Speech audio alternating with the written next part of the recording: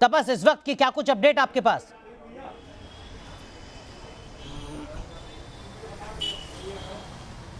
देखिए, इस समय नंदीग्राम में स्थिति अभी भी तनावपूर्ण बना हुआ है। हालांकि काफ़ी तादाद में पुलिस फोर्सेज वहां पे पोस्टिंग करवाया गया, लेकिन बीजेपी की तरफ से ये आरोप लगाया जा रहा है कि तृणमूल कांग्रेस के जो समर्थक है वो बीजेपी समर्थक को रोक रहे थे ताकि वो शुभेंदु अधिकारी के इस सभा में पहुंच ना पाए। और उसके बाद कई जगहों पर पथराव हुआ उनके साथ और 2 गुटों में झड़प हो गई, कुछ गाड़ियों को भी तोड़ा गया बुरी तरह से। और ये आशंका जताई जा रही थी कि शुभेंदु अधिकारी का आज रैली है नंदीग्राम में, जिसे ममता और शुभेंदु अधिकारी दोनों का गढ़ माना जाता है, वहाँ पे कुछ हिंसा हो सकती है। तो कुल मिलाकर हम कह सकते हैं कि जितना करीब हम 2021 के चुनाव के करीब पहुंच रहे, हिंसा थमने की कोई नाम नहीं ले रही है, बल्कि हिंसा बढ़ती नजर आ रही है। विद्यानाथ झा भी हमारे सहयोगी हमारे साथ जुड़ चुके हैं। विद्या, सीधा निशाना अब टीएमसी के निशाने पर शुभेंदु अधिकारी, वो शुभेंदु अधिकारी जिनकी कल रोड शो पर निशाना बनाया जाता है और आज उनकी रैली को उन्हीं के गढ़ नंदीग्राम में।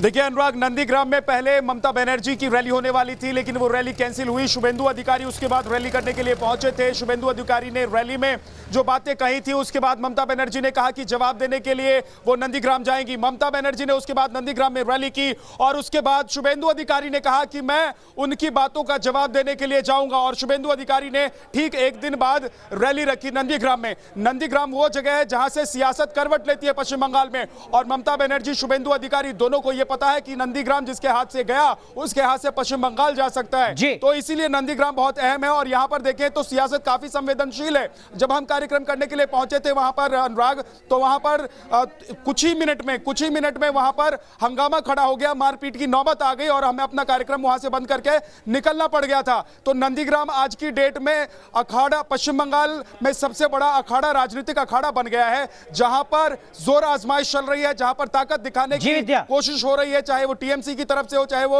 बीजेपी की तरफ से हो। शुभेंदु अधिकारी का क्षेत्र माना जाता है, लेकिन ममता बनर्जी वहीं पर उनको चुनौती देकर यह दिखाना चाहती है। बिल्कुल विद्या, माफ कीजिएगा, आपको रोक रहा हूं। इस वक्त की बड़ी खबर पश्चिम बंगाल के पुरुलिया से भी सामने आ रही है।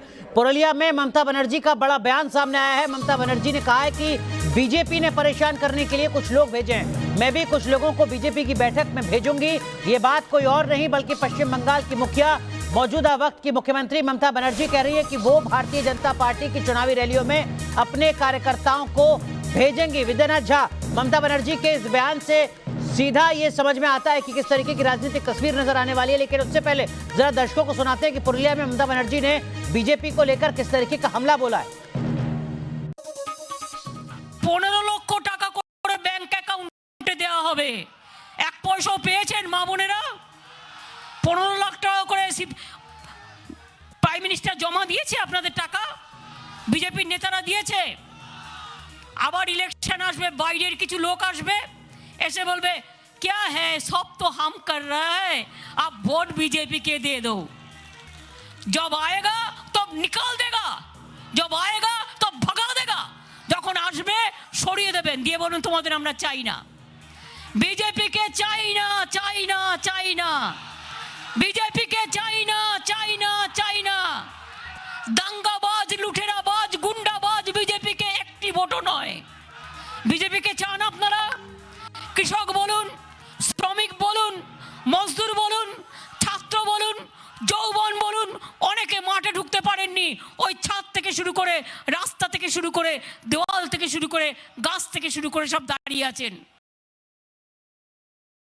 बनर्जी को सुन रहे हैं पुरुलिया से हमारे सहयोगी विद्यानाथ झा, इस वक्त पुरुलिया से हमारे साथ जुड़े हुए हैं। विद्यानाथ झा, सीधी चुनौती यहां पर बीजेपी को ममता बनर्जी दे रही हैं और जिस तरीके का यहां पर एक तरीके से ऐलान वो कर रही हैं, तनातनी आने वाले वक्त में और बढ़नी है, यह तय मान लिया जाए।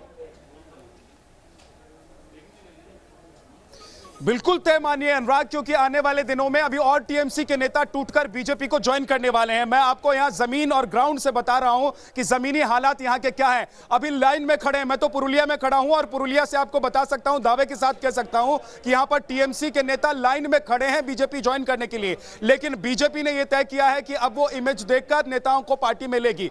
तो ये बात दीदी को बहुत अच्छे से पता है और पुरुलिया वो जगह है जहां से बीजेपी ने अपने पैर रखने की शुरुआत की थी, क्योंकि कहीं पर आपको याद होगा कि मारकर कार्यकर्ताओं को पेड़ पर लटका दिया जाता था। हिंसा का एक बहुत लंबा दौर चला। इसलिए आज जब पुरुलिया में दीदी हैं तो पुरुलिया में दीदी कह रही हैं कि बीजेपी को वोट देबो ना, देबो ना, देबो ना, यानी कि एक तरीके से बीजेपी को यहां पर इनकार करने के लिए अपने कार्यकर्ताओं समर्थकों को वो समझा रही हैं। लेकिन बड़ी यह है कि पुरुलिया की जो राजनीति है वो बहुत तेजी से बदल रही है। कांग्रेस के विधायक यहां से बीजेपी में आ चुके हैं। सियासत तेजी से बदल रही है और शायद यही ममता बनर्जी की एक बड़ी चुनौती हो सकती है, मजबूरी हो सकती है। बहुत बहुत शुक्रिया विद्यानाथ झा आपका जुड़ने के लिए, तापस आपका जुड़ने के लिए।